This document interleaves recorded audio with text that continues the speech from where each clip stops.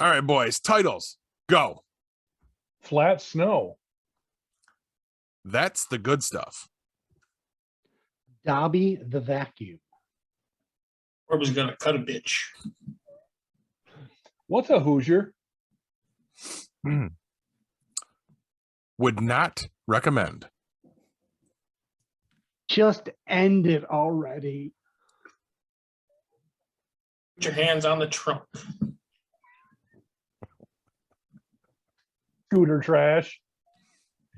D comes before E. Celebrity meat. Baby spooge. All right, guys, let's do this. Warning. What you are about to hear contains explicit language, adult themes, and potentially disturbing content. The views and opinions expressed are those of the hosts and do not reflect the opinions of anyone else, anywhere, ever, in the history of the world. This podcast is intended for an immature audience and should not be listened to by anyone, anywhere, ever, in the history of the world. You know, fuck it. You've been warned.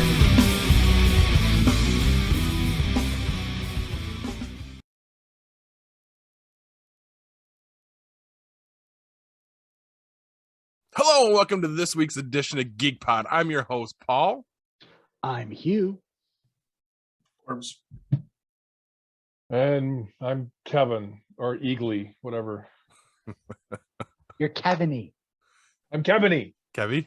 Kevin, no, Kevin-y. Kevin-y. Okay, yeah, that would be. Stick Okay. with the program. So yes, that means Wow. eventually we are going to be discussing Peacemaker, guys. Stick with it. That's going to be a good one. But guys, what's got you geeked? Hasn't been a great week. I mean, I got a new pen. Ooh. I mean, you don't understand how excited I am about this pen. Not only is it blue, which is my favorite color, but years ago when I started at Rev, I got a stipend to buy office supplies. So I bought enough pens and Post-its to last through the apocalypse. But they've been missing. We've not been able to find them. I've actually been taking my old pen and just basically not writing, but without ink, like, scraping words into Post-its to go back to later and try to figure out, what that was supposed to be. And I don't have a pencil and a piece of paper to do the little Scooby-Doo thing to figure it out. But we found them.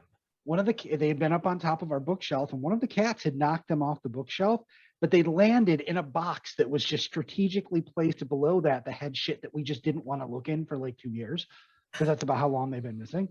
And they just fell right in there, along with my Leatherman, which I've been missing actually not my Leatherman. I had a multi-tool that I loved, went and bought a Leatherman when the multi-tool disappeared. I hate the fucking Leatherman. It's awful. And now we found the pens and the multi-tool. So I'm pretty stoked, man. I've got a new pen. No, that's not really it. I'm just fucking with you guys. That really did happen. That's all true. But I'm excited about, I guess, welcoming our robot overlords. Okay, so for Christmas, I got my wife a Eufy robotic vacuum cleaner, which we have hence named Dobby.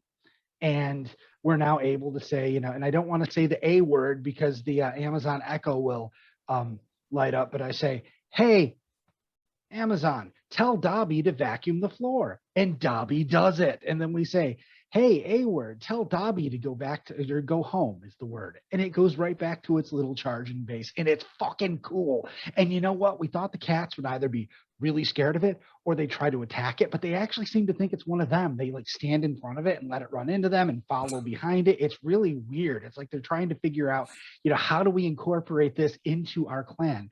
But another thing happened. We now also have a robotic garbage can.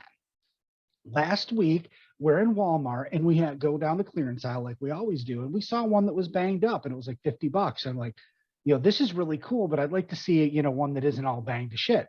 So we went and saw it and I'm like, okay, I would not normally pay $80 for a garbage can. That's ridiculous. But you have to understand, my daughter has a lot of weird quirks and issues. And one of them is that she can't touch anything with her fingers, like the garbage can, the floor. She can't pick things up off the floor, anything like that. If she has to, she freaks out and literally will wash her hands for like 7.5 minutes. She also leaves the garbage can open because she doesn't want to touch to close it, which means the dog is constantly getting into the garbage can and pulling shit out. And I'm like, this is expensive, but this actually solves a major problem for us. You just put your hand in front of it, it goes and it pops open. You put your shit in there, and then it goes and closes. It's so fucking cool. So we now have a robotic vacuum and a robotic garbage can. The garbage can doesn't speak to a word, but who knows in the future. I was kind of thinking though that I kind of want to modify it, put some eyes on it and shit, make it look like one of those fucking droids from Star Wars. The big boxing Yeah. thing. Dog droids. Yeah. The I don't know if R5D4, the one that blows up. Yeah, I don't know if I could do it, but I was looking at it today and I'm like, that could be pretty fucking cool. But yeah, I'm welcoming the robot overlords. I treat them well. When they take over, they're going to keep me alive. So that's what I'm geeked about. Nice. The Okay. batteries die. Just ruined it. I didn't hear what he said. So He said until the batteries die. That's why they keep him alive. Right. He's gonna be their official battery Haven't switcher. you seen Maximum Overdrive? Long Yeah. time ago. Yeah. So when the pumps run out, the fuel truck pulls up, and you gotta have somebody pump the fuel into the fuel tank so they can pump gas again. It was Stephen King, right? It was Stephen King. Yes. Yes. Yeah. Yes, Or that's both. what he was going to be for. He'll be there to replace the batteries for them. yeah, they're going to need somebody. And, I tell my wife, she'll yell at a word and stuff. And I'm like, you got to be nice because they're going to take over and they're going to remember which one of us swore at a poor defenseless screened unit and which one of us treated with respect. You're If you, you're funny because you honestly think that we're not going to just kill ourselves before that ever happens. well, wouldn't that be killing ourselves? Isn't that what we're doing now? Yeah, we're not intelligent enough to create a sentient Oh, no, robotic it's- presence to take over once we've annihilated ourselves. It'll develop on its own. God, Yeah, I hope haven't you you're seen the right. movies? I hope you're right. I mean, someone's going to bring an Echo show into the Hadron Collider and boom, we're fucked. Like, I use it as an alarm clock. There's a leak in the fucking tube. It gets hit with cosmic radiation. And it's like, oh, I'm alive. I'm connected to everything. Fuck you guys. I want that. I want that. Me too. Dark turns here. It's got you geeked, Corbs. Thank you. Not so much geeked as kind of just pissed, I guess. Not really pissed, just concerned is the key word. Find out today that my brother's got COVID. Oh, What's up? And if you guys remember, my brother's got some really bad medical issues. He needs Ooh. kidney transplant. He smokes. He's diabetic. So him getting COVID is not like somebody It's else scary. getting it. It's a lot scarier. So we just found Yeah. out today that he's got it. And he's pretty sick. So it's kind of concerning right now. We just found out today. So, and then I found out that my best friend Justin, his wife, also got COVID, and she's got MS. oh, So again, the two people that you really don't want to have get it, both Right. just got it. So Your brother doesn't stay alone, does he? I mean, he's got somebody around. no, he's married. He's married. His wife is with him, and their 18-year-old son is there too. So That's good. they're monitoring him right now. They said if he starts to feel any worse, they said to take him to the ER. And they'll get him in the hospital. So, all right. so that's it for me. All right. Well, speedy recovery to both. Hope all goes well. Because that's scary shit. Yeah. Yeah. It's bad enough by itself. You heap it onto something else's. Right. Bad business. Not always, but hate to think of the worst. Yeah. Corbs, you flossing during the show? I thought that was a razor that he had the handle in his mouth. He's gonna- Mouth health before all else. Yep. Corbs, are they going to cut a bitch? Is that what you're saying, Hugh? He's probably going to cut himself. Wow, there's that too. I've done that before. Oh, I'm sorry. Didn't mean to say that out loud. Right now, there's a record of it. On the Uh, internet. Cav, what's got you geeked, man? had my snowmobile out twice. I'm happy. Nice. There you go. Yeah, we definitely got the snow for it now. Yeah. I was a sore motherfucker. Yeah. Put a hurting on you, did it? Oh my god! The first time out is always a bitch. And then of course I went right out the next day. Did your Well, wife yeah. go with you? First night, yeah. We went out Monday together. Well, Monday, Sunday. No, it's Sunday together with a friend of ours. And then Monday I wanted to get out again because the trails around Mexico were real nice. We don't normally, last couple of years, we haven't really had good snow here in Mexico to get out on our local trails. And right now, they're better here than they were up on the hill because the hill's got all sorts of traffic. We haven't had any around here. So Right.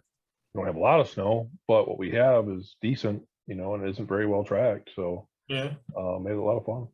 Nice. Yeah, a buddy of mine on Facebook I used to work with at my last job, snowmobiles. He sent a picture of him on a trail, and there was nobody been on the trail at all. It was just completely flat snow. So Yeah, no, it's a good time. It's a good time. We're gonna get more snow too, so that's good. That's gonna be yeah, it's cold. supposed to again this weekend, right? Yep. Yeah. Today was one warm day. Only got up to like mid 30s here, 35 or 30, maybe 36. Yeah, I think 37 was around here. So I mean, it's not. Yeah. But yeah, I know it's supposed to get cold again. It's supposed to snow again. So Yeah, we got lake effect coming, which is good. That's the good stuff. So I'm hopeful. You know what I'm hopeful for, Eagly? That this time when the snow falls, the fucking snowblower starts because it didn't earlier in the week.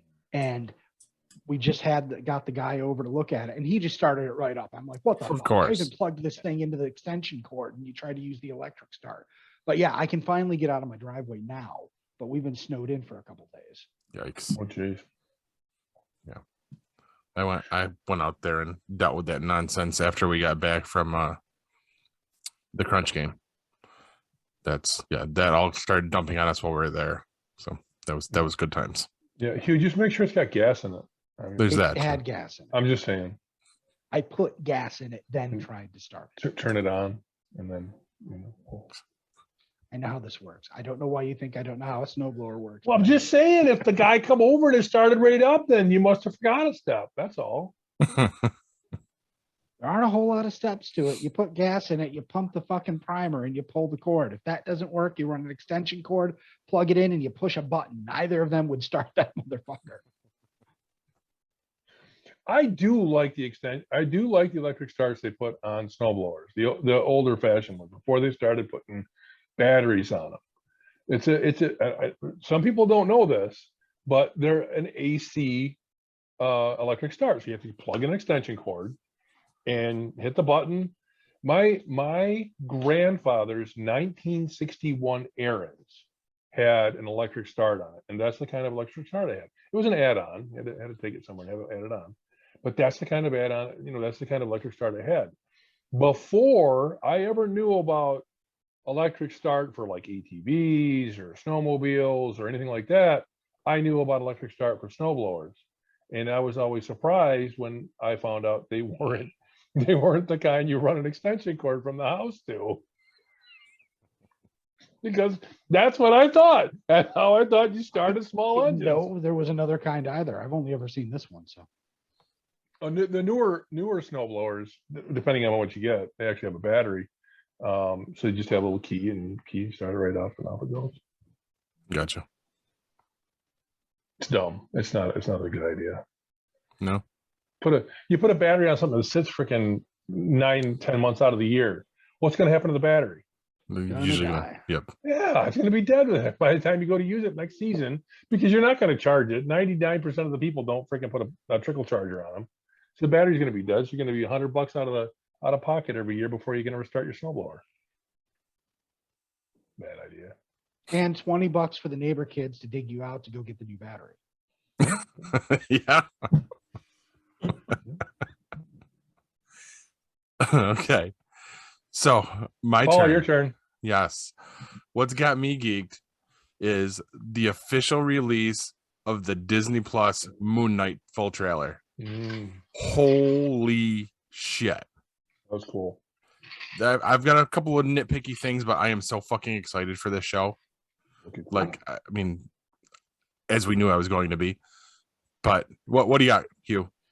I'm excited for it, but I gotta say, I thought the trailer was kind of poopy, and only because the other people in the house who know nothing about Moon Knight were thoroughly confused. They weren't going, "Oh, this looks like something I have to watch." They were like, "What the fuck? It looks cool, but I don't understand anything." You needed knowledge of the character to understand that trailer, and that wasn't a good choice. You know what? You're not wrong. You are not wrong on that. And I haven't had the rest of the family watch it yet. But Kev, you're not really familiar with the character, are you? Only what you told me, Okay. and so all I know is the guy that is Moon Knight has some mental issues, some That's psychosis of putting some him- sort. Yeah. He's got dead. So that's all I know, and the trailer played into that. But like Hugh's saying is you kind of have to know that going Yeah, if into you it. don't, you're like, "What?" Yeah. You're Well, like, yeah, I mean, why does I- Poe Dameron work in a museum now?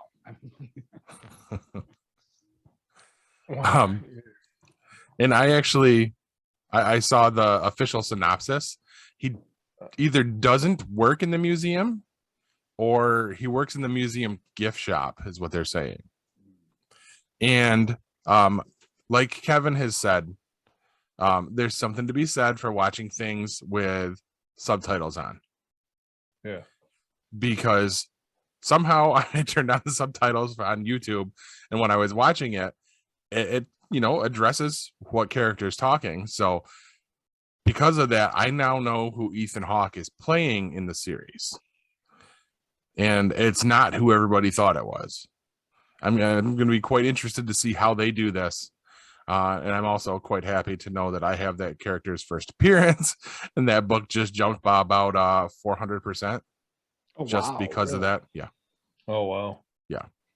I went from Wow. being like a $5 book to being up in the like low end 50, Well, that's upper cool. end 250. That's cool. My math's probably bad because I don't really math so good. You know, I got to tell you, I've already heard a couple of podcasts talking about this Moon Knight trailer.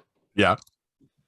Half the people, more than half the people on 3 different podcasts had no idea who the actor was that's playing Moon Knight. Really?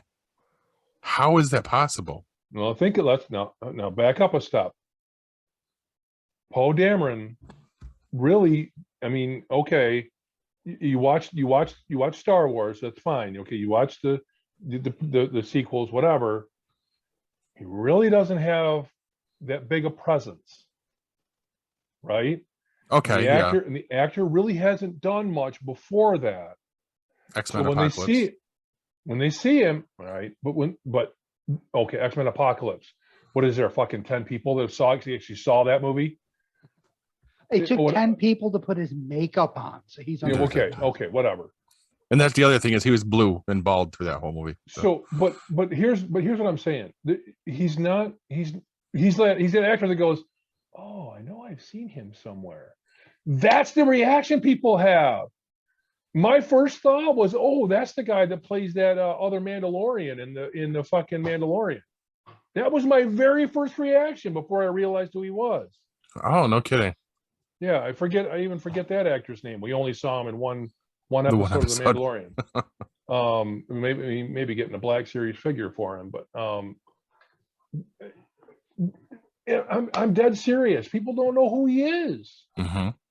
I mean, this could be the turning point for him too. I So hope so, because as much as I know about the character, I'm already looking forward to it. Well, I mean, they kind of have to make him part of, Avengers Part 2, because they don't have a cohesive team. It Right. used to be the Avengers was what held the rest of the universe together. Now the rest of the universe it doesn't have anything to kind of hold it together like that. At some point, they have to build to another super team, and if you're not going to find some way to pull on a lot of the old people, you need some new blood. And I think Moon Knight mhm, would be. Why wouldn't you? Moon Knight, Shang-Chi, Spider-Man. Yeah. mhm. Moon Knight a good guy, or is Yes. he okay? Well, Is he a vigilante? I mean, is he? yes, and it all depends on how the take is going to go. Like it could be where he's almost Punisher level violent, Oh, but I'm thinking we're gonna get that toned down with it being a Disney Plus show. But That's I too mean, bad. there's a whole lot going on with that character, and I really hope that they touch upon a bit of it. I mean, because this could be a really unique show, really good, really compelling stuff, and it could get creepy as hell. Good. So Good. because I mean, he walks the line into the supernatural stuff too, and from what we saw in that trailer, he's beating the shit out of something hairy. Did you guys notice that in the trailer? Yeah. Okay. There's conflicting reports. Some are saying werewolf. Others are saying that it's a jackal, which ties into Anubis. So Unless it's the jackal and then it ties into Spider-Man. yeah, I'm thinking that's a negative though. Probably. I hope we never see the jackal on screen. I agree. That because if they go there, they're getting into a lot of weird shit. But yeah, that's what's got me geeked. I've watched that trailer probably a dozen times already. I should have watched it twice. Did you Well, watch we'll it be live? linking to it. No, I wasn't watching football. Pussy. I've watched one game all season. That's Was it what the- I've gotten to see. Was it Saturday's game that was on the Raiders game? Yeah, you No, should've watched that one. nope, definitely not that one. I think Thankfully, I flew hard. oh, yeah, that's what I hear. Yeah. But let's move it on, guys. What are you playing? I played Try to Start the Snowblower. That's not a fun game. It's not. No, would not recommend. And that's about it. That's been all of my Yeah. gaming this week. Corbs? I got nothing. Not even your golf game? Oh no, I gave that shit up a while ago. Oh, that was gone. That was the cooking game. I'm playing. I've been cooking, playing. cooking I'm game. playing Sorry, cooking. Family Island for Yeah, my cooking game. I mean, I play that stuff. I mean, but that's nothing gaming. yeah. Family Island sounds like a very specific genre of porn film. Could be. No. Wow. Kev, That you've been was playing just anything? Utterly disgusting. Anyway, no, just kidding. Move on. No, I haven't. No, I'm serious. No, I'm not kidding. Anyway, no, I just I gave up on Just Cause 2. I got really sick of it. I don't know. I like the gameplay, so I just kept going back to it. So I got back into Just Cause 3. I read some reviews on it and I watched some playthroughs. Just really short ones, not really watching a whole freaking, whole game playthrough like that. But I tried Just Cause 3 a while back, but the controls were different for the on PC, obviously, because that's all I have. I mean, I've got the 360, but I don't have any. Whatever, it doesn't matter. So I got back into Just Cause 3, spent some time with the controls, and everything they say about it is right. It is a much better playing experience than Just Cause 2. The controls are better once you get used to them, once they're a little bit more fluid. And it's a lot of fun. I mean, you run around the whole freaking map and you're blowing shit up and just having a great time. Nice. Yeah, you can't beat that. It's good to know it's worth it. I have it through PlayStation Plus, and I tried playing it, and I didn't get very far because you've got this grapple hook thing that's supposed to be a groundbreaking mechanic. You start off. I just went down the mountain, the big hill, down to the beach, and I'm trying to use the grapple hook, and I just cannot get it to work. I can't get it to do what I think it's supposed to do. I just kept shooting the grapple, and then it came back down. Shoot it, came back down. Shoot it, I go up for 2 feet, come back down. I'm like, what the fuck? I tried to look it up, could not figure out what I was doing wrong. Yeah, IGN, there's some reviews on there that say that on the consoles, it's just not as much fun. With the keyboard, all the controls are right there. The grapple is controlled by the right mouse key, the mouse 2. And you target for the grapple, and you use that in combination with your parachute or your wingsuit to actually propel you a great distance. You can actually travel further and faster using your grapple and your parachute or your wingsuit than you can in any other method. You can't Hmm. you can't go as fast in a car or ground-based vehicle, and you can't go as fast in a helicopter. You can go pretty fast in a jet, but the controls suck, and you got to find them, and they're hard to find. But you can travel really, really, really fast as long as you're over ground. If you're over water, you got nothing to grapple to, so you're going to swim. Hopefully, get a boat or something, get you out of there. But once you get the controls down, and like I said on the game reviews, it's they really don't talk very nicely about the game with a console. Interesting. So Yeah. See. All right. but that's what I'm doing. That's all. Cool. Sorry. I'm still playing Guardians of the Galaxy. I actually restarted the game so I could go back and unlock all the costumes. Skins. Yes, the skins. Especially since Chapter 2 had the Nova Corps skin, and of course I needed to have that one. So I played all the way up to the exact same fucking point I was at before. So I really gained no ground other than I've gotten 3 skins out of the deal. Still loving this game. Looking forward to jumping back into it and actually progressing further, and collecting all the skins along the way. I found out there's only 14 chapters to this, so this might actually be a shorter game. It's one I might actually be able to complete. We'll see.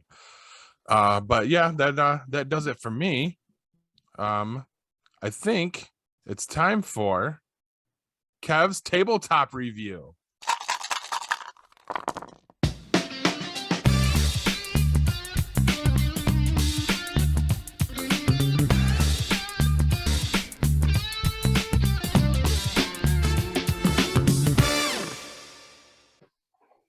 Well, this is your tabletop review. It's a short one this week.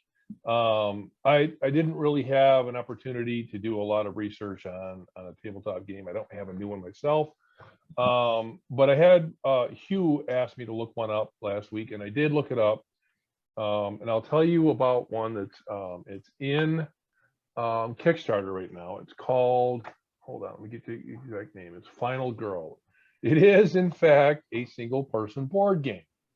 And as I said last week, I believe that you'd have to be very lonely in order to play something like this. But having said that, and having the brief look at it that I've had, it does look pretty damn interesting. And it's part of a series. And if you go on BoardGameGeek.com, you'll find, and they do not sponsor the show. I know I mention it all the time, but they don't sponsor the show. I wish they would. I think the Get guys on that. running are really great. But anyway, if you look on BoardGameGeek.com, hold on, let me just bring it up here. I'm going to bring it up on my computer. There is, there's quite a few. Hold on, let me do another search here real quick. Final Girl, The Happy Horrors, Final Girl, Carnage of the at the Carnival, not Cavern, Carnival. Final Girl, Frightmare on Maple Lane, Final Girl, Terror from Above, The Haunting of Creech Manor, Slaughter in the Groves. I mean, there's a ton of these Final Girls, and they look to be pretty interesting. It's a what does it say? I want a description of it. I had one. The highly thematic and highly variable horror game for one returns for season 2. So there you go. It looks very well done. The board is very detailed. It looks like a bunch of different character cards. You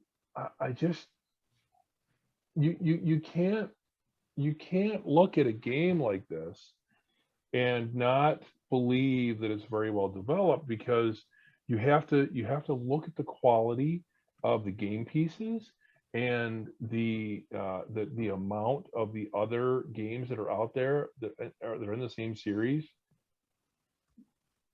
I'm very, very interested to check these out.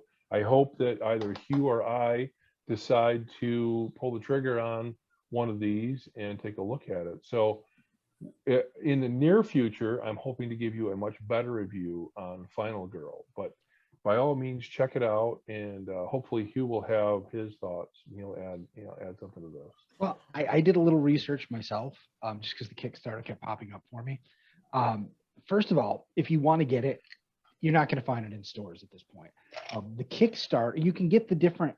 What it is you need the core box, and then you need all those things you mentioned. Those are like movies. It's almost like old 80s movies. You buy a movie and then you get to play that scenario.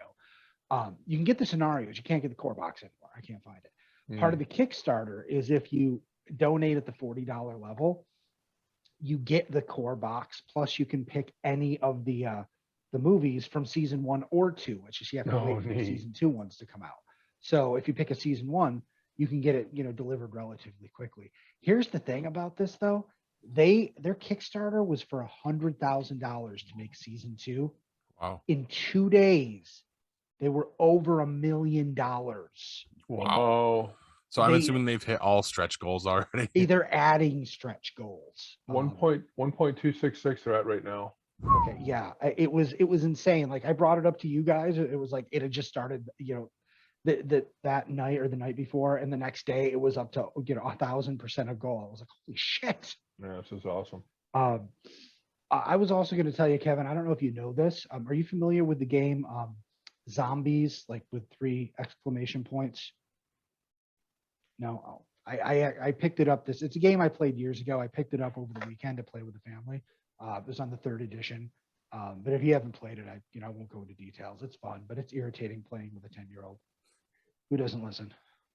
Doesn't like the touch thing. Well, no, she's fine. The problem is she touches everything, and it's like, here, let me move this, and she just rubs her hand across. It's one of those things where you place tiles to create the board. Oh my god, it was.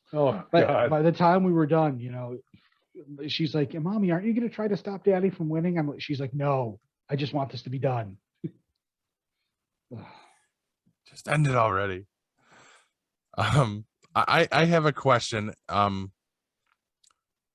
Kevin, did you say one of the expansions or the movies, as Hugh is calling it, was called Turd from Above? Did I say that? Did I say that? Terror from Above. Did I say turd? I mean, I don't know. That's what I heard, and I was automatically Paul, stop interested trying to in make Turd happen. Oh, you know what it was? You know what it was, Paul? You heard me talking about Peacemaker, and you heard me say the word turd. No, definitely not. All right, I think on that note, let's throw it to commercial, and we'll come back and we'll jump right into the news. Stick with us, guys. The 4th annual Sci-Fi Horror Fest is coming with an all-new location, new guests, and all the same fun, charm, and camaraderie that you've come to know and love. Sci-Fi Horror Fest has a new home for 2022 at the Vernon Downs Casino and Hotel in Vernon, New York. Sci-Fi Horror Fest will be held on August 26th and 27th. Sci-Fi Horror Fest is a family-friendly event featuring fun activities, vendors, and a media area with an eclectic group of podcast personalities. Exciting celebrity guest appearances will be announced soon. For more information and to purchase tickets, go to www.sci-fi-horrorfest.com. Sci-Fi Horror Fest is currently looking for volunteers. This is your chance to be a part of the fun. Please note, details of the event are subject to change due to any lasting issues due to COVID-19.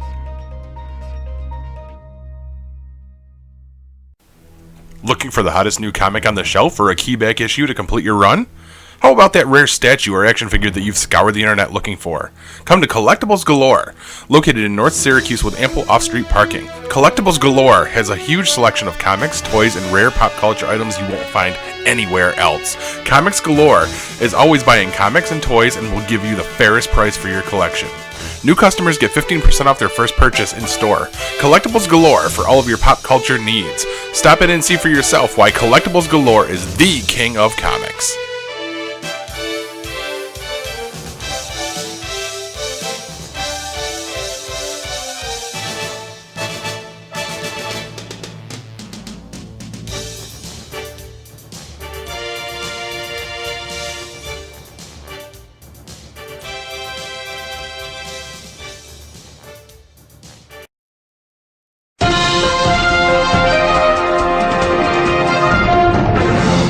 Now, before you cast the very best possible actor for a character as a variant of that character you weren't going to use in the eventual film series for the sake of a cheap pop and ruin our collective futures, here's the news. First up, celebrity skin. Company from the bowels of our nightmares, Bite Labs, is looking to make artisan salami from the meat of famous people. Using samples to grow tissue in a lab, they then want to use that tissue to make tasty treats. Lab-grown meat is on the precipice of becoming a thing, and it's yet to be seen if the market will accept that. This may take it a bit too far. Their social media campaign allows you to tweet at celebrities and ask them to donate their cells. One featured on their website is Jennifer Lawrence. While I'm sure many people would like to eat J-Law, this is like a genie granting a wish with a nasty twist. They also have mock recipes on their website. The one for Lawrence reads, "A different type of Hunger Game." The J-Law salami will be complemented by a mixture of rabbit and pork, a charming and confident flavor profile. The J-Law salami is coarse ground in a rustic style, smooth with notes of honey and spiced with orange zest and ginger. Always surprising, this salami will never fail to entertain. Jesus fucking Christ. You can learn more at bitelabs.com if you're a fucking degenerate monster. Go ask for your John Cena baloney, you sick fuck. That Next is up. fucking disgusting. They call it Soylent Green. We're all screwed. Next up, Scooby Dooby Delirium. Like a familiar warm hug made up of maggots and elephant diarrhea, QAnon came up with another crazy theory early this week. Donald Trump appeared at a rally in Arizona over the weekend. Unpolished turd baby Michael Protzman claimed that it was really JFK in disguise as Trump. In a live chat, he claimed that you could tell it wasn't Trump because he wasn't tall enough. So a senior citizen, who likely doesn't have the best posture, appears a bit shorter, and it's immediately a dead president in disguise. Evel Knievel would need a NASA rocket strapped to his bike to make that idiotic leap in thought. The worst part is not that it was said, but there are people that believe him. This might be the best argument for abortion yet. And finally, Monopoly isn't just a board game. Microsoft announced Tuesday they have purchased Activision, Blizzard Entertainment, and King for around $70 billion. This is just one in a number of game studio purchases they have made, but it is certainly the biggest. They already controlled ZeniMax, who's responsible for both the Elder Scrolls and Fallout franchises. Signs point to those games being Xbox exclusives. Now they have grabbed the studios behind World of Warcraft, Overwatch, Candy Crush, and most importantly, Call of Duty. This means we may be entering a world where Call of Duty is an Xbox exclusive. This is horrible news for anyone with a console without an X in the name. It also means we may be looking at a glut of Match 3 games based on those properties. While this will be great news for their Game Pass service, it will suck for anyone else. Call of Duty sells consoles, and there's no way this doesn't hurt the competition. Sony Entertainment stock dropped around 12% yesterday when the news broke. I've got no jokes here. This really sucks. This is like Wegmans buying Coca-Cola so you could only buy it at their grocery store. I'm all for capitalism, but this cannot be positioned as good for customers. This also means PlayStation's very first mascot, Crash Bandicoot, now hangs out on the ring world with Master Chief. Next thing you know, we'll all be eating Big Macs from Arby's made with Jason Momoa. Or would that be Jason Momita? And that's the news, kids. Now, I'm going to go see if I can find a recipe for meatloaf for dinner tomorrow night. Maybe with mashed Portmans and some nice Favreau beans. Paul? In other news, there is a town in Canada called Dildo. Back to you, there. Corbs. Been there. I'm not surprised. Been through it. Been through the dildo. Been through the As dildo. long long as it's it not hasn't been been through through you. Just don't stop quick at the light. That's all I'm saying.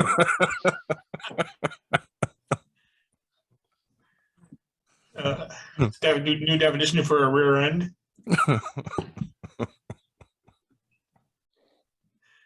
Oh God! Don't get rid of the dildo. God. Oh, wait a minute. So if there's a town called Dildo, does it have a sex shop in it? I don't know. I don't know. Probably. They probably make them there. I don't know. I can see it now. The cop's like, "Do you know why I stopped you?" Bow chicka wow wow. Please step out of the car and put your hands on the trunk.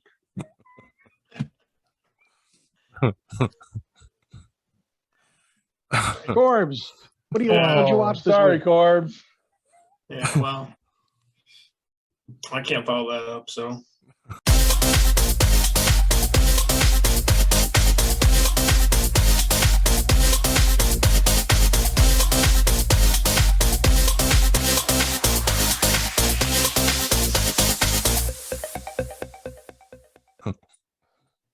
I'll try though, I guess.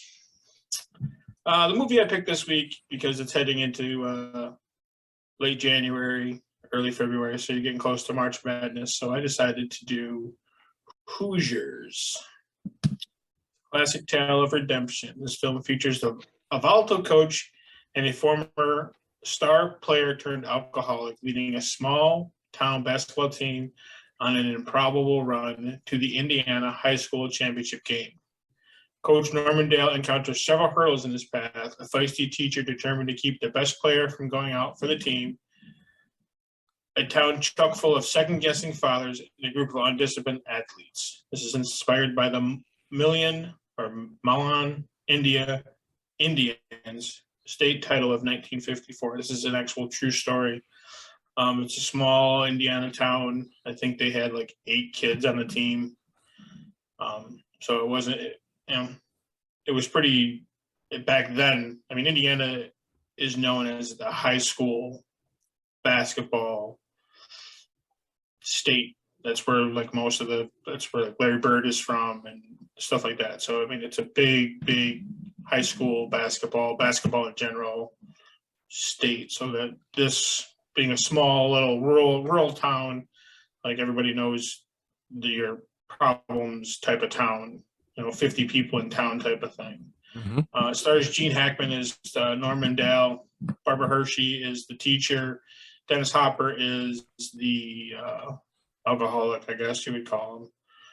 It's a good movie, fantastic movie. Wouldn't say that I watch it when it's on all the time, but I will turn it on every now and then and watch it. So I found out today that the guy who directed it, and I can't remember his name, is like David Aspeger or something like that, or Spooge or something. Yeah. Something like that. He is actually a pretty big director of like sports movies. He directed this. He directed Rudy. This Hoosiers was his first directorial debut. So he did this one, and then he did Rudy after that. So this guy's pretty good about, pretty good with the sports movies. So I will say I'll give it like 3.5 stars. So like I said, it's a good movie. So if you're big into basketball, it's definitely a movie worth watching. So probably one that the rest of us would skip. That's what you're saying. Yeah, definitely. Is that even a real word? Hoosier? I mean, I know there's a movie called that, but is that a word? Yeah. I've always been like, It's a reference to the people from the area. they call themselves Hoosiers? Yeah. Yeah.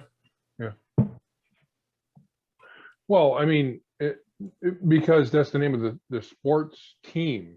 So they always called, I mean, I believe the team came first, although I'm not sure Is the about town that. called Hoosier or something? No. I'm just like, it sounds like a made up word. I mean, like, I grew up, we were the APW rebels. That's a thing. You can be a rebel. Yeah, you were a rebel. What's a Hoosier? It sounds like a vacuum cleaner line. No, that's Hoover. Yeah, that was the joke I was going to make, but I waited too long.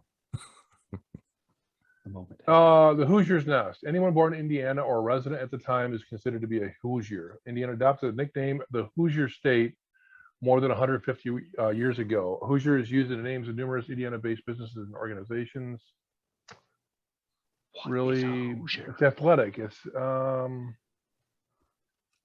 I don't know. It doesn't really say where it came. That's what I'm saying. It'd be like us deciding, in Syracuse, we're the Goosers.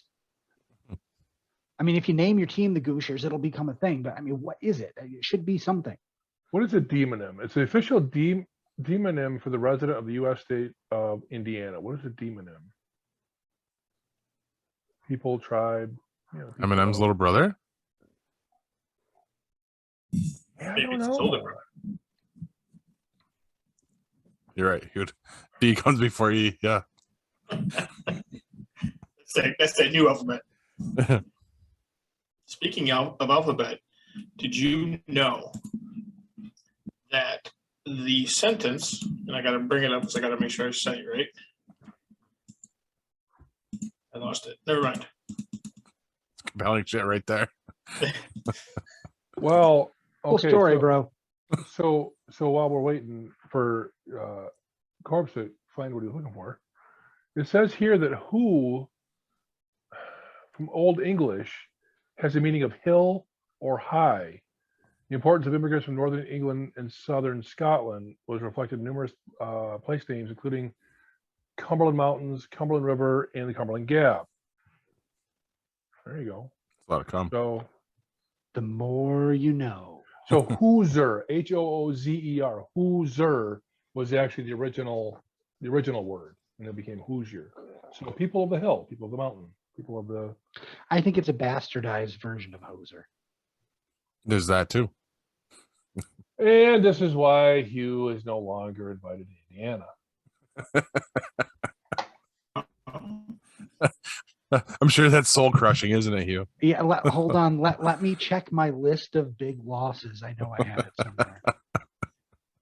So we're talking alphabet. Did you know that the quick brown fox jumps over the lazy dog is the only English sentence that uses every letter in the alphabet? Nice. Oh no shit!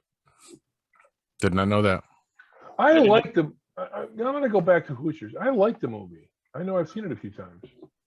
I mean, that's where we should be going back to at the moment. Should be.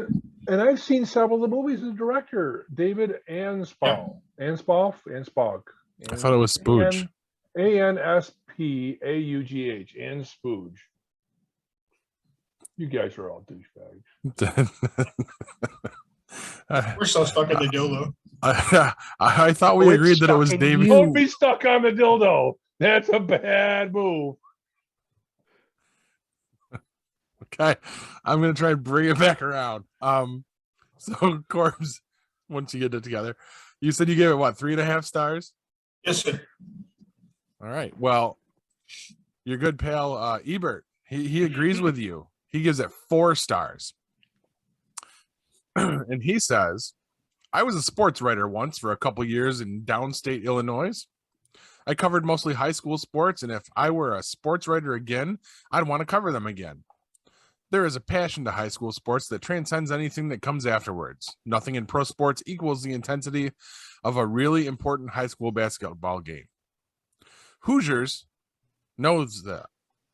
This is a movie about a tiny Indiana high school that sends a team all the way to the state basketball finals in the days when schools of all sizes played in the same tournaments and a David could slay a Goliath. That's still the case in Indiana, but not, alas, in Illinois.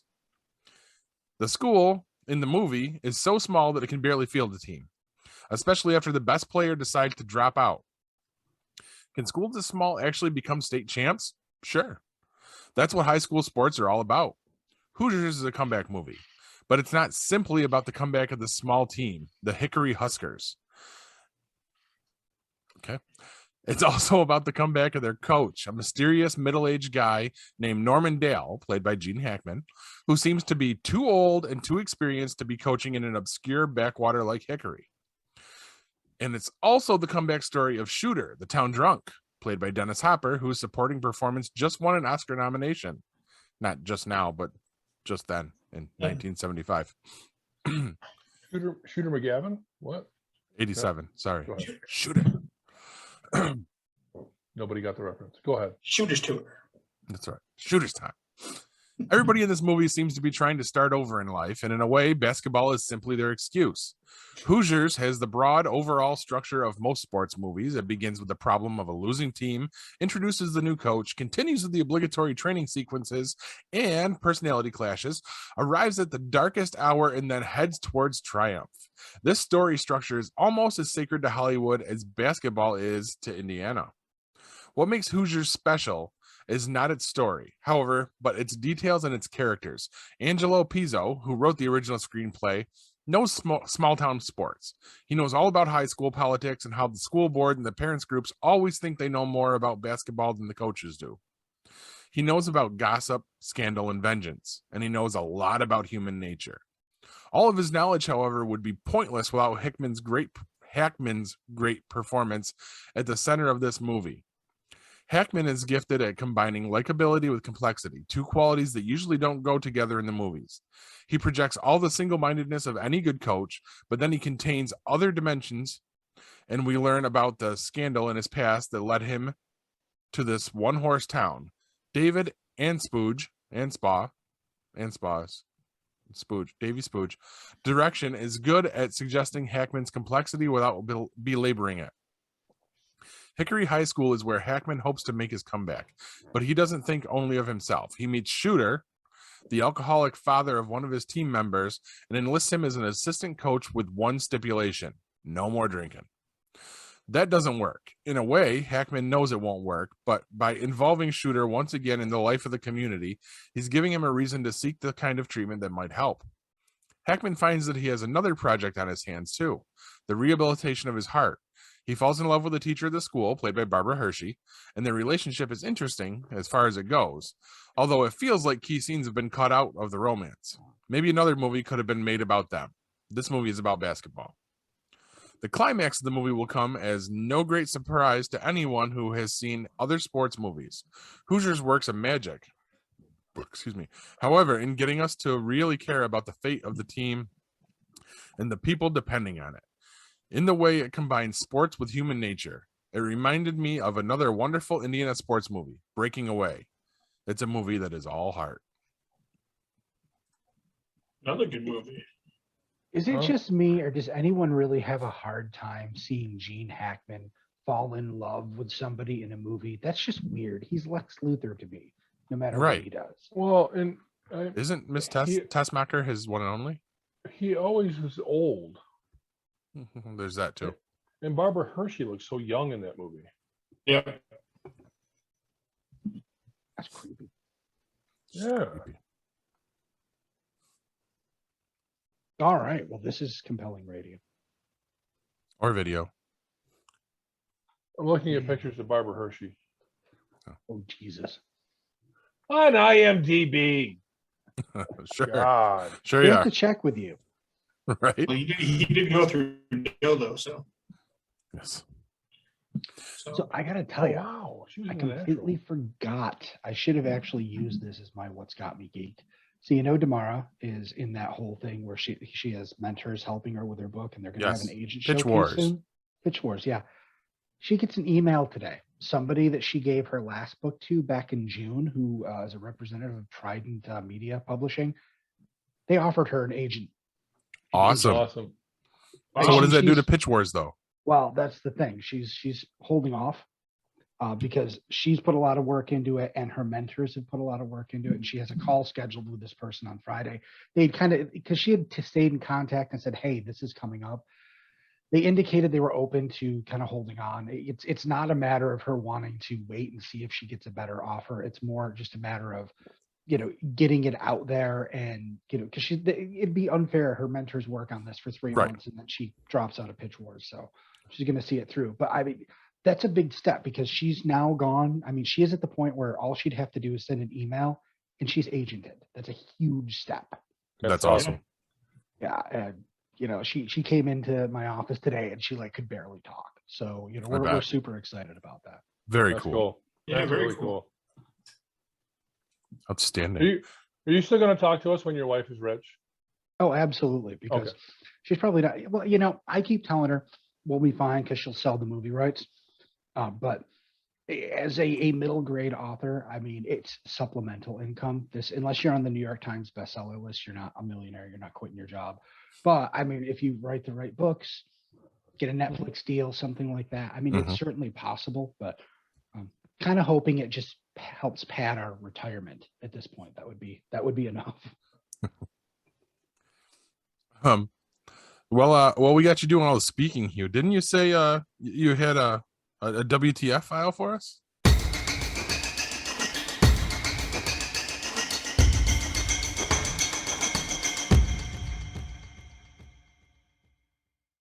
I do. I also have a peanut stuck in my lip. That is a fucked up story. Damn. Okay. I meant to tell you guys about this last week because it was so I bizarre. don't So need to know where you put your penis. peanut, P Nut. Oh, that's what you say now. Mixed nuts. Listen. I don't want to see your nuts. So I go to a Price Chopper. I've got Avery with me, and we grab a cart. She jumps in the cart because she does that all the time. And you go into Price Chopper, right to the left. There's the pastries, the donuts and stuff. She's like, "Daddy, I want a donut." I'm like, "All right." So I go over, I park. I'm like, "Make sure you use the paper thing and everything." And she jumps out of the cart. There's this guy who was standing there, older gentleman. I'm gonna say, probably late 40s or middle to middle 50s, unless he's a hard drinker and maybe he's a little younger. 20. But older than me. And he walks up and he's like, "Man, I'm glad the weather finally let up." I'm like, yeah, okay. He's like, "Yeah, it was awful here and there, and then this happened and that, and it was blah, blah, blah." He's like, "Is that your daughter?" I'm like, "Yeah." And then he asks me again, "Is that your daughter?" I'm like, "Yeah, that's my daughter. That's my daughter." Reaches into his wallet, opens it up. He's got pictures in his wallet, and he's like, "Oh, this is my daughter." Starts showing me pictures of his adult daughter and all this shit. And I'm like, I go, "Avery, no, Avery, use the thing, grab the donut. Come on." I'm trying. Maybe he'll leave me alone, but no, he continues talking and starts talking about his daughter and, "Oh, this is her when she was little. This is her now. She's 32. She's a manager." He's like, "Oh," and she gets done, and I'm like, "All right." And he's like, "Oh, well, it's nice talking to you. Have a good day." I watch him walk over to the Starbucks in there and start talking to a lady who's sitting down there drinking her coffee. And I'm just walking away. I'm like, that was so fucking weird. It was as if he knew me. Right. That's how familiar it felt. And we're walking through the store, and I go, "Man, I've got to talk to the guys about this on the show tonight," because that was on Wednesday. And Avery goes, "What if he listens to your show? You might hurt his feelings." I'm like, "Avery, he has actual pictures in his wallet. He doesn't know how to work a podcast." So I was like, "What the fuck?" Yeah, you're not wrong. He does not. He probably still has a flip phone too. Probably. It happens. Yes. Sometimes people are lonely and they just want to talk to somebody. Is it the beard? Do I look jolly like Santa Claus? Yes. That does. There you This go. does. I kinda would happen to walk me all up the to you time. and start a conversation even if I didn't know you. He might would. have just been batshit crazy.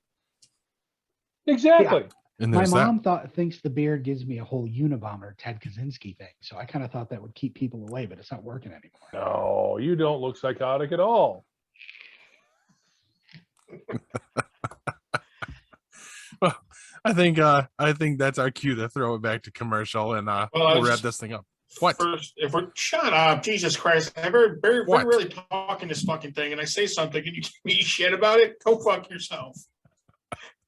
Oh, I see some repressed feelings here. Where'd No, that I come just want to say. from? I just want to say we were talking about movies, and this past week, Sidney Poitier passed away. So Yeah, that's I wanted to say that's why I put that. Obviously, you guys won't be able to see it, but that's from his movie. You're referencing something the audience can't Nobody's gonna see.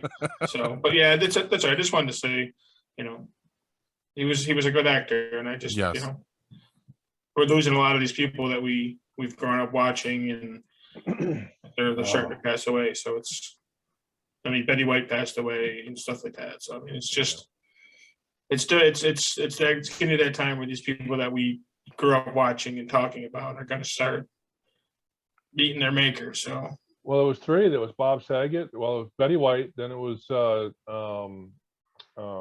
Poitier, and then it was Bob Saget. yeah, that was coming in threes. Always in threes. So So- that means William Shatner's safe for this round. for this This round. round, yeah. Yes. Yeah, he might start the next group. All right. Well, really, on that note, now we'll. Hold on, Paul. Paul, wait. I want to say. No, you're not allowed. You on- talked on too much his already. Sidney, It's on his Sidney Poitier thing, did you guys see what he died of? Like what he had when he died? It No. was like a list of shit. Like one of them was dementia. I was like, holy fuck. Yeah, That's it was awful. like heart failure, dementia. There's a bunch of stuff. Yeah, Yeah, there was like kinda 4 or old. 5 different. Yeah. I know, but you figure when you get old, you die of old age, or you die of cancer, or heart disease, heart attack. Well, But that he is had old like age. a list of shit that like it I was all like, ganged man. up on him and killed him. Like all of it. yeah. See, in here, I thought it was like cage fighting. I thought that's what did him in. Well, Maybe he thought it was. He had dementia. Is he really standing in the corner of his kitchen just swinging on the fucking wall? And just like that. what is wrong with you Yeah. people? Do you really have to ask? Oh God. All right. I'm not talking anymore. Done. Stick with us, guys. We'll be right back.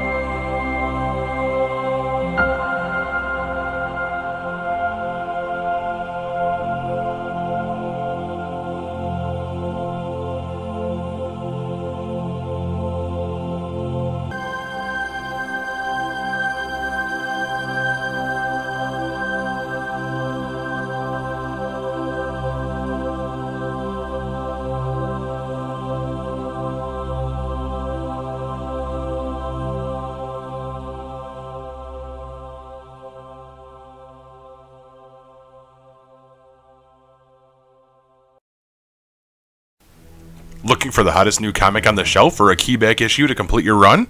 How about that rare statue or action figure that you've scoured the internet looking for? Come to Collectibles Galore, located in North Syracuse with ample off-street parking. Collectibles Galore has a huge selection of comics, toys, and rare pop culture items you won't find anywhere else. Comics Galore is always buying comics and toys and will give you the fairest price for your collection. New customers get 15% off their first purchase in store. Collectibles Galore for all of your pop culture needs. Stop in and see for yourself why Collectibles Galore is the king of comics.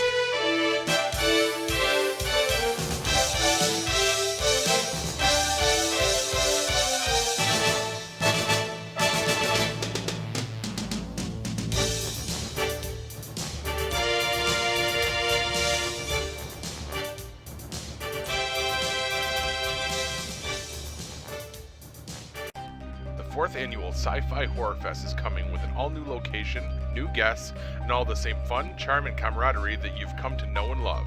Sci-Fi Horror Fest has a new home for 2022 at the Vernon Downs Casino and Hotel in Vernon, New York. Sci-Fi Horror Fest will be held on August 26th and 27th. Sci-Fi Horror Fest is a family-friendly event featuring fun activities, vendors, and a media area with an eclectic group of podcast personalities. Exciting celebrity guest appearances will be announced soon. For more information and to purchase tickets, go to www.sci-fi-horrorfest.com. Sci-Fi Horror Fest is currently looking for volunteers. This is your chance to be a part of the fun. Please note, details of the event are subject to change due to any lasting issues due to COVID-19.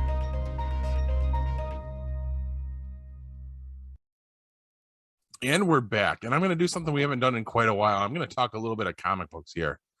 So following the announcement of the trailer and the release date for the Disney Plus Moon Knight show, we also got the announcement that in April, we're getting a second Moon Knight series. It's going to be a 4-issue miniseries, and it's an anthology. It's going to called Black, White, and Blood. And my slip during reading the thing where I called Gene Hackman Hickman is because Jonathan Hickman is writing a story for the first issue of it. So I'm super excited for that. I didn't realize it at the time, but apparently this has been an ongoing thing with Marvel. They've been doing a lot of Black, White, and Blood with different characters. This is going to be like the 5th one, I guess. I didn't know that. Yeah, I found it in an article earlier, which is the one I think that's linked to the show notes. And Hugh, you said there was some big news coming out of DC as well. I just saw that they're killing off the Justice League. There's going to be some big fight, and the Justice League are all going to die except for one member. Got to be Batman. He's going to be the one that survives, because out of all of them, first of all, you have to take Superman's kind of already off the board anyway, because his son has taken over for now. Out of the rest of the cast of characters, the only one that has a monthly book that they have to keep pumping out is Batman. Because, I mean, Wonder Woman, Aquaman, I mean, they all get canceled every 3 months anyway. Mm-hmm. So my bet is that Batman's the one that comes back to Earth and lets everybody know the Justice League died. Of course, we don't think it's going to be permanent, but who fucking cares? Yeah. I did notice something in the, Yes, the exactly. artwork they showed. Hal Jordan is clearly not the Green Lantern that gets killed. Yeah. So, I mean, that basically, according to the artwork, leaves either John Stewart or Kyle Rayner.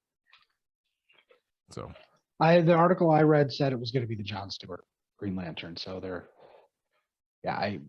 I mean, it might end up being an interesting story, but what I wish they would do is stop telegraphing these things and let it happen organically. If you don't have enough books to sell on that day because everyone finds out that the Justice League died, that means that book's worth a lot of money in the first printing, and they're going to order second printings anyway, for fuck's sake.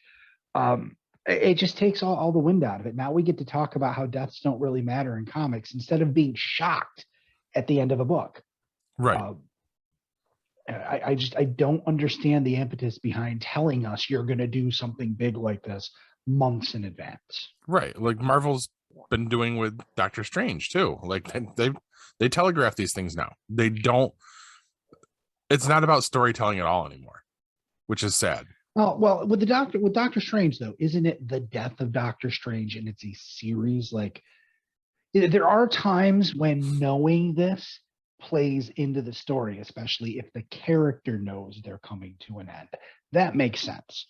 Okay. And I'm pretty sure that I might be wrong, but isn't the death of Doctor Strange like being marketed that way? Like, yes, like okay, that is the title of the book.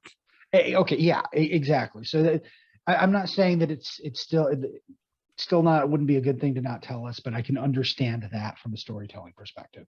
When a character especially if a character knows they're going to die, they make decisions based on that and whatever. But this isn't that kind of thing. They're supposed to fight a team from the edge of the dark multiverse, speaking of which, I'm caught up on Batman and Spider-Man now as much as I can with the DC Infinite and the Marvel Unlimited apps. Something I noticed with the DC, just even though it's 6 months behind, that whole heavy metal multiverse dark thing, that's like fucking woven into the DNA of the DC universe now, isn't it? It's like really, really complicated and none of it makes any sense. Yeah. And that doesn't surprise me. All right. It really feels overcomplicated. Like I'm trying to pick some other titles to pick up and start reading, and with all this fucking heavy metal shit, I don't know where to start, if I need to read it, if it matters. Now shit from heavy metal is going to kill the Justice League eventually. So apparently it all, it's still in play. Outstanding. Not really. I don't want to talk about it anymore. Let's move on. Good. Let's move on. Guys, did you see that our good friends at Sci-Fi Horror Fest, they made their first announcement for the 2022 convention that we will be appearing at August 26th and 27th in Vernon Downs, as you've seen in the ads. Yes. Oh, we've had this discussion, Kevin. Okay. But their first celebrity guest is Genoveva Rossi of cult horror movie fame. She's been in a ton of stuff. Not typically a starring role. She's a supporting actress, right? Scream Queen. Yeah. Is that okay? You Scream Queen, or what do you call it? Like a journeyman actress or journeywoman actress. I don't know. Somebody who is always working, doing a lot of stuff. Mhm. They're all actors now. Are they? Yeah, I was wondering about that because I see them now using actor to refer to women, and I never know which word to use. Which one to word? Fuck me. So it's actor now for everybody. Yes, apparently even women like to be masculine. Well, we knew Okay. that. Let's go with that. So guys, without further ado, what are you watching? Who's You first? just want to jump right into it, don't you? I'm gonna do a dance number. I can't do dance. Me either. But we're still referencing Peacemaker. And since you're already alluding to it, Hugh, I fucking love the open to that show. Oh, And Kristen hates it. Like after the first one, It's- she's like, "Do we seriously have to watch it?" And I'm like, every time. It's okay. They could have just done a trendy thing, like Marvel does with all the Disney Plus things. But the I don't want to say the premise is absurd. The premise of the show is kind of absurd. The main character is definitely absurd, but that is the perfect opening for a show like this. I mean, yes, you can watch it and go, "I hate this," but I think you'd have a hard time not recognizing that it is the right choice for this show. It's stupid as fuck and glorious at the same time. It's the same reason we love Monty Python. Yes. And my biggest takeaway is, holy fuck, the guns on that blonde. And I'm not talking about her boobs. I'm talking about her arms. Now, well, I thought you were talking about John Cena. Well, there's that, but we expect it out of him. But when the blonde, Harcourt is her name? Harcourt. When she makes her appearance in that dance number and they're doing the side dance, and I'm like, holy fuck, she has got some fucking biceps on her. Mm-hmm. Her and the short-haired dark-skinned girl are both had some good moves. Yeah. I like hers too when they're doing the hand flash and she does it instead. Yeah. Yeah, it's great. And I love the show. I know we're gonna have So a much. dissenting opinion tonight. Yes. I watched the first episode and I'm like, this is amazing. This is exactly what I needed. A show that makes me laugh so hard I have to stop the show. Because that doesn't happen. So you guys know I so don't you don't watch miss comedies. anything. Yeah. Yeah, I don't watch comedies, but this show is it's just funny throughout. And I feel like John Cena is, I mean, there may never be another perfect role for him, but this is a perfect role for him. Yeah, I'm just blown away by how hilarious this is. So I have to ask, having never seen a Peacemaker comic book, was the whole idea behind the Peacemaker comic book or the comic character, was the whole idea that he was just ridiculous and funny? I mean, was it just meant to be funny, or was he always just an idiot? Does he have a comic book? He does right now. I know that they've now put out a comic for him. Wait, so he was created for the? No. It's a No. character that's been around. Oh, I don't think anyone has ever read Peacemaker. Like, I think this is another James Gunn's polished a turd. Yeah. And so he was like a walk-on on other books. yeah, Yeah. I don't think he was ever a feature character. Oh, okay. Well, that's exactly where he should stay. I disagree I mean, Yeah. I don't want to see this become like a flagship character or anything. This is just Oh, he for won't. me. Well, yeah, He won't. I agree. He won't. No. But this is James Gunn proving that he can do no fucking wrong. Like, well, I mean, unless he's tweeting. But thank you. This is just, and I mean, I really like James Gunn's humor in his writing and basically everything he does. But this is just phenomenal shit. Like, it is so ridiculously absurd, and that's what I love about it. Like, even the fucking torture scene in episode 3 and the fact that they can't hack through his toe.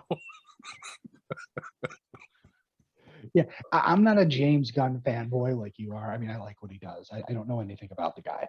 But I do think that it's an interesting challenge. You're taking on a character that has almost no redeeming qualities. You know, he's sexist, he's possibly racist, and all sorts of Possibly? well, here's the thing. You got to remember, he's got an influence from his dad, who's definitely racist. I think that this is the hero's journey. Is that, I mean, if you notice, he really does seem that he believes in what he talks about, like, you know, fighting for peace, no matter Peace how at all many costs. men, women, or children he has to kill. He thinks that's right, and he's starting to realize, especially in the way Vigilante is the same as he is, and he's like, no, we're not the same now. Maybe they were in the past, but he's changing, he's learning, trying to catch up, and until the show ends, I don't feel like I can.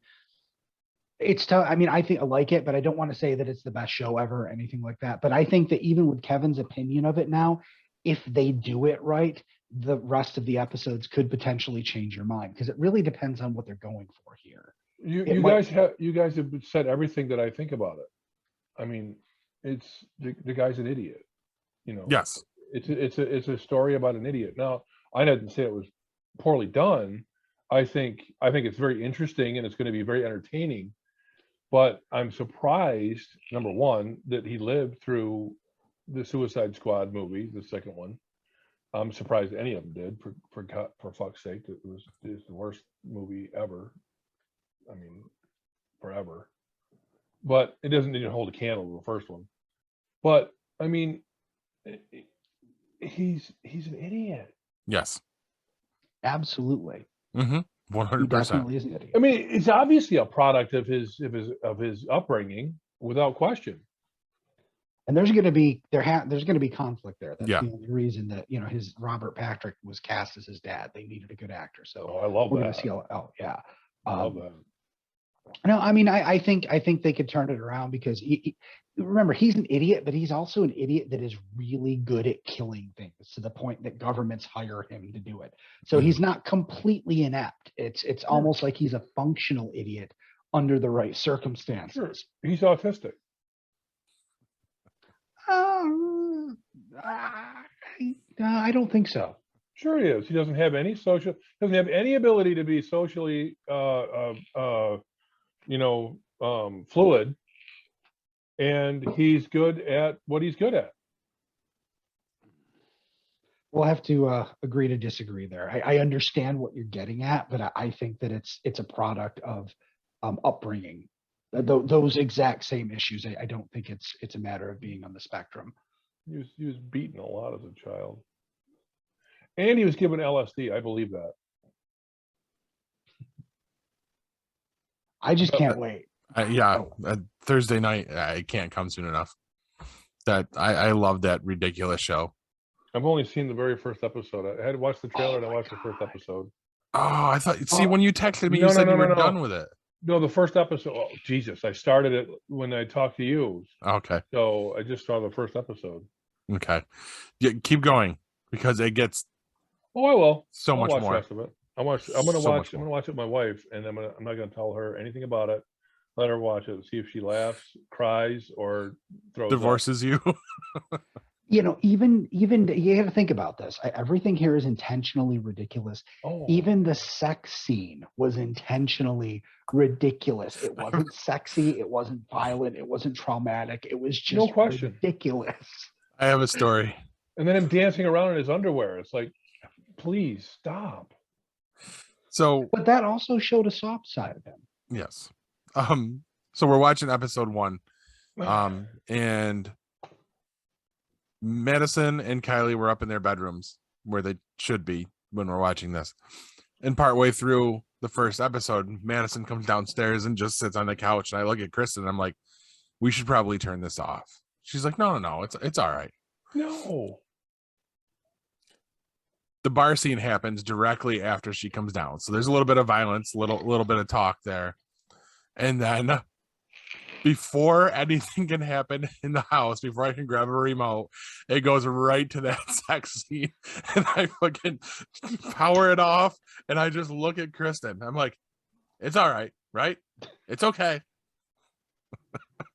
Oh, And then what was that thing? What was she? she's a butterfly, I'm assuming. And you'll understand more about that if you watch the next 2 episodes. Yes, keep Got it. going. I don't want to give you too much away. It's Uh-huh. actually really interesting. She was obviously either not human or artificially enhanced or something. There was something going on with her. But she had some amazing taste in music. Well, her apartment did. I mean, Yeah. she was obviously planted there. Keep watching. Okay. I'm very excited for you to finish it. By the time you get back to it, there will be 4 episodes in total, No, which I'm makes not us what, halfway through, right? I think so, yeah. Yeah. And I got to say, I really kind of hope it does continue past the first season. I mean, hope don't so want too. it. I don't want it to be a 10-season thing, but I think this character has some legs. Again, depending on where the end point of the season is going.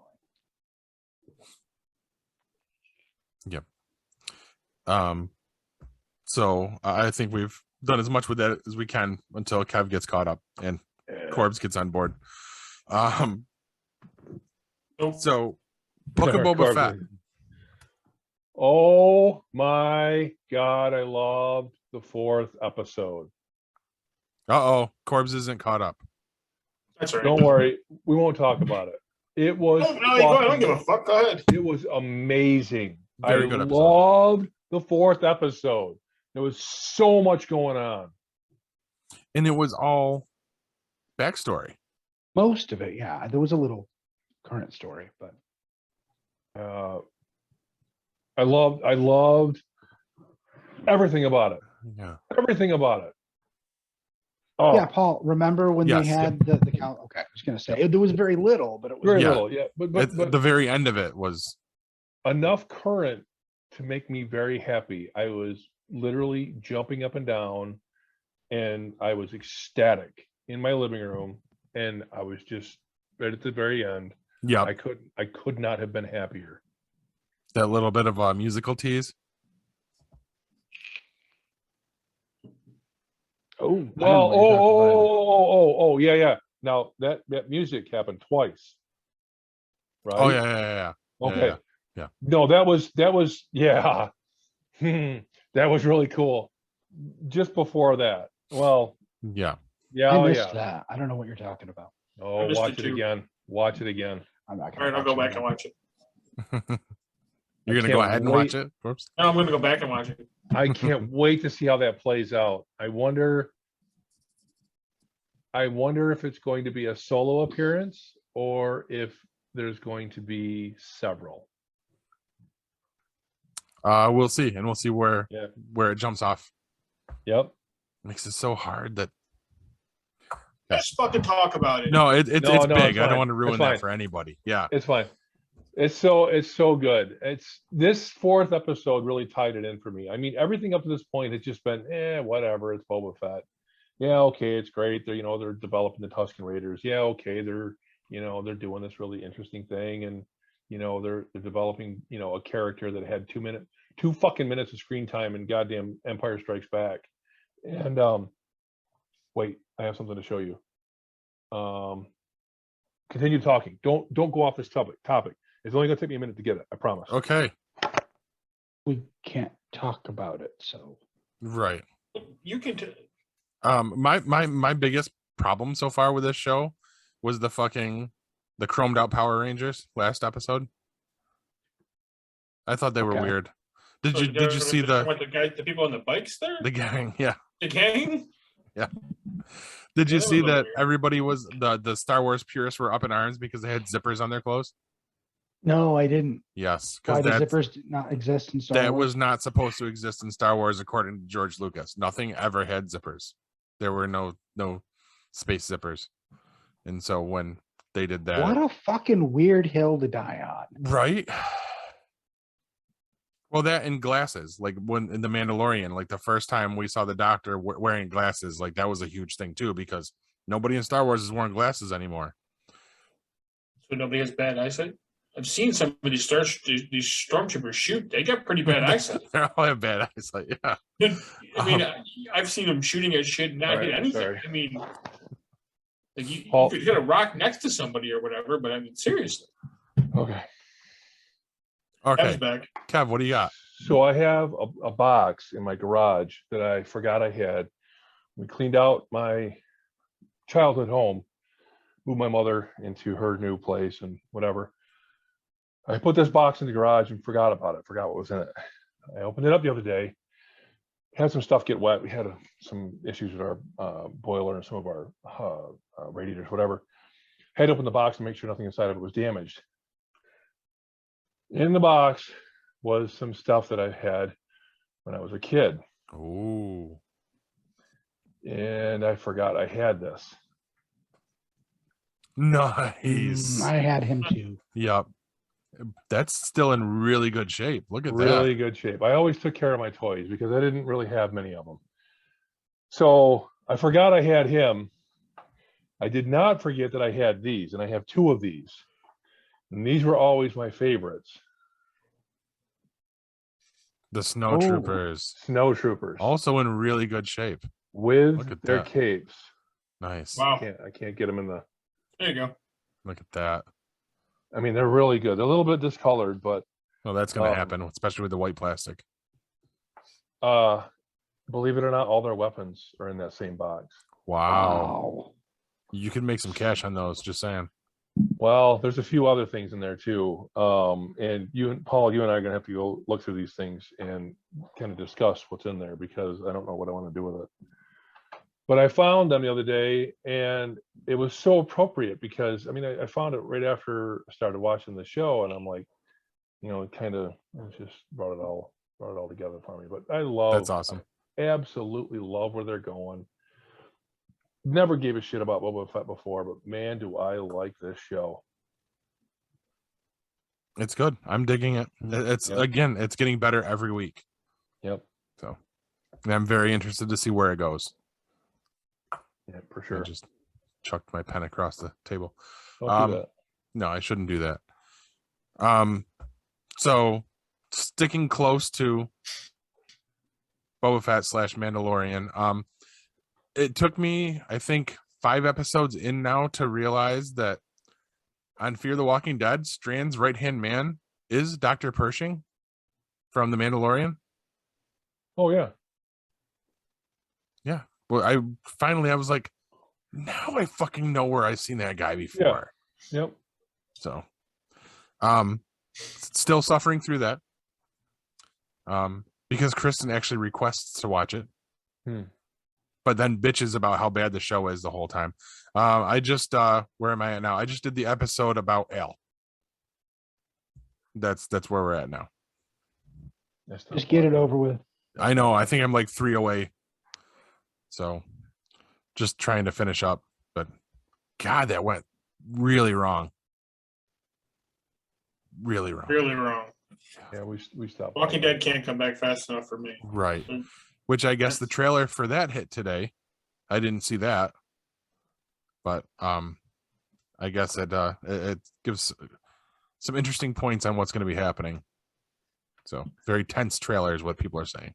Yeah, I'm so disenfranchised with it that I'm just like I can't develop the care. Yeah. I'm Oh, definitely it that should way be with over fear. soon. At least it'll all be over with soon. Right. Yeah, I'm looking forward to that actually. The end. Let's move on. Kev, you had a couple of things that you wanted to touch upon, right? We finished The Witcher. I was very, very happy with the end of season 2. I couldn't be happier with the Dream Team. Very happy with how that turned out. If you guys haven't seen it, it's okay. If you have, I think you've probably seen it, so you know what I mean. Yep. I was very happy with how that turned out.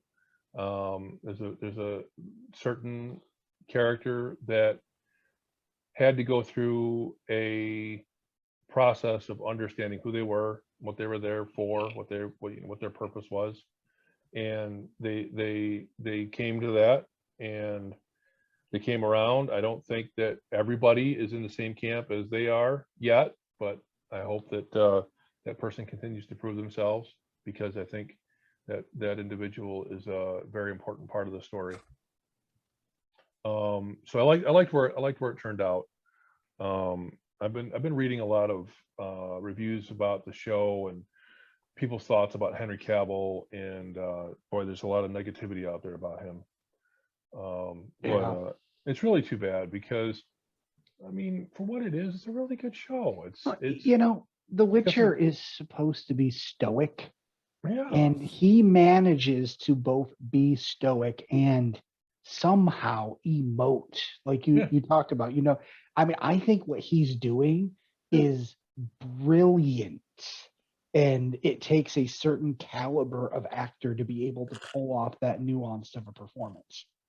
I agree. It's the same. So I agree with you, and it's exactly what the same sort of people said about Pedro Pascal's ability to bring out emotion underneath a helmet, where Tamora Morrison couldn't. You know, in the same basic environment, it was a very, very stark contrast. You know, one was very flat, one was very, you know, very obviously involved, and you could feel what was going on inside of it. You could feel the conflict. You could feel the pull, you know, towards his group and his mission, and you know, something else, something greater that he understood. I mean, you could feel that in what he did, what he said and he did.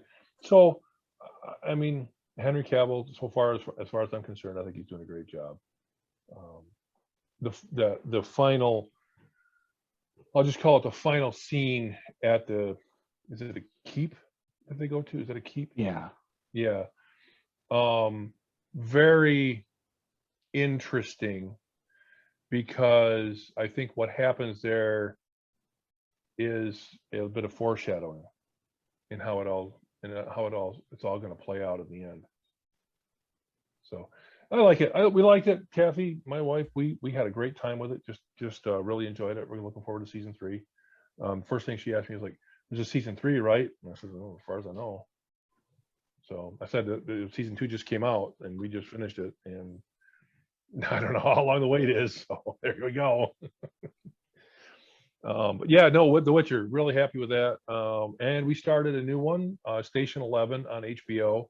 Heard a lot about it, a lot of good about it. And most of what I heard was that people were getting very involved with the characters. They were very pleased with how attached they were getting to the characters in the show, which is something that I look for. If I can get in, you know, behind the characters, if I can develop an interest, if I can care about what happens to them and what's going to happen to them, then I want to go back and I want to see more. And Station 11 is doing that. Very, very interesting. A lot of time hopping. I'll give you a little, I don't know if any of you guys heard about it at all. No. Okay. Very brief synopsis, and you'll get this within the first few minutes of the first episode. If anybody's triggered by anything going on with COVID right now, I apologize in advance. A new strain of flu hits and is 99% effective at killing off the population of the planet. And the people that are left are you know, few in number, and we follow a few of them. And the meat of the story, we're 20 years after the flu episode, what they call post-pandemic. Okay. So we're 20 years and we keep looking back. So there's a little bit that goes on before, there's a little bit during, the majority of it is after, and then looking back. So what you have to do is you have to really pay attention to the characters. You have to pay attention to what they're wearing. And they do a very good job of showing the age on some of the more important characters. One of them is very easy because she's very young when it all happens, and she's an adult. You know, she's 8 when it happens. She's, you know, 20 years later, so she's 28 when we see her later on. So it's very easy to see her age. But some of the other ones, you just have to really pay attention to the timelines to see how things are going. I like the way they're doing it. It isn't, I don't know if any of you guys heard about it at all. time hopping isn't so bad that it takes away from it. So we were like HBO Max. Not everybody has HBO, so sorry about that, but it is really good. It's really, really good. Nice. I'm looking that up. That sounds right up my alley. Okay. Corbs, you got anything for streaming this week that we haven't hit? No. Well, I I've got watched Suicide Squad last night. That's about it. I'm like, a year behind, so. You'll get there, buddy. You'll get there. We started watching YellowJackets this week. I see that. Since you probably, there's the ads for it all over the place, and it's like the next it thing. I'll tell you this. I don't necessarily agree that it's like the best show on TV this year. It's really good. It's like a cross between Lost and Lord of the Flies, and with some of the flashbacks and forwards and stuff, you can definitely see the Lost influence. It's good. It's just, if you're going into this expecting a typical Showtime show, very edgy, pushing the sex and all that kind of stuff, we know what a cable drama actually is. It's, gritty and usually lots of boobs and dicks. This show's not that, because it's about a bunch of teenage soccer players whose plane goes down in the forest. So there actually was, it surprised me last night at one of the episodes, they did show one of the girls topless, and I'm like, wouldn't people be like, this is like supposed to be a 17-year-old girl. I know the actor isn't actually 17, but it seems like people would get mad at even portraying that. I don't know. But other than that one scene, there's nothing that pushes the envelope like, HBO's Euphoria or Game of Thrones or anything like that. But I will say it's worth a watch. It's better than most of the shit we see on TV. I don't know if it's going to stick the landing, but I'm interested. I definitely, I'm not going to say I'd rather be watching that right now than doing the show. But if you had said, hey, we're not doing the show tonight, I wouldn't have been upset, because we've got like 4 more episodes to get through. Nice. So definitely good. You should check it out if you have the opportunity. Outstanding. Cool. Yeah, I will. Yeah, I see that all the time on Showtime. So I've been wondering if I should watch it or not. So, but I guess, there are a lot of, previews for it and ads for it and stuff like that. So If you've got Showtime, do it. Yeah, you don't think you're going to be disappointed. It's a good show. Nice. Isn't one of the girls from YellowJackets, isn't she one of the scooter gang in Book of Boba Fett? Is she? I don't know. Did I Yes. read that? You know what? I saw that in an article. I think it was the main girl. The main girl in the biker gang is from YellowJackets. I don't remember the name. Scooter gang. They're scooter trash. Yeah. Hold on. Can we just talk about how that is polarizing people right now? Yes. Wait. Yeah. That and the zippers. Like we were talking about that when you ran off. Zippers? The fact that He doesn't even the know. scooter trash has zippers on their clothes, and that's a major faux pas in Star Wars. That wasn't a thing. Oh, Yeah. I didn't catch that. I didn't catch Now it he until I hates saw the the show. article. Right. Kill it with fire. Corbs, you gonna bring up that the texting thing quick before we end this? Well, so was it Sunday? Yeah. Was it Sunday night? Sunday afternoon or something like that. So I get this random text message Sunday afternoon, and I do mean random. It's to 2 people from one person. So it's from Kristen, Paul's wife, to me and Paul. And all it simply says is, Kelly and I want to go out to eat. And Paul's first response was, what? No, it was no. Was it no? Yes, I started off with no. Yep. So, but it was like just out of the freaking blue. So Yeah. Paul and I, being the true dicks that we are, we're like, well, we'll take you to Burger King. Mm-hmm. And I'm like, well, no, fuck that. We'll go to McDonald's. You can supersize at McDonald's. Yes. And then I, being the chivalrous one, volunteered to go to Rochester, and we could go to Hooters. There you go. That doesn't exist, by the way. There's only in Albany now.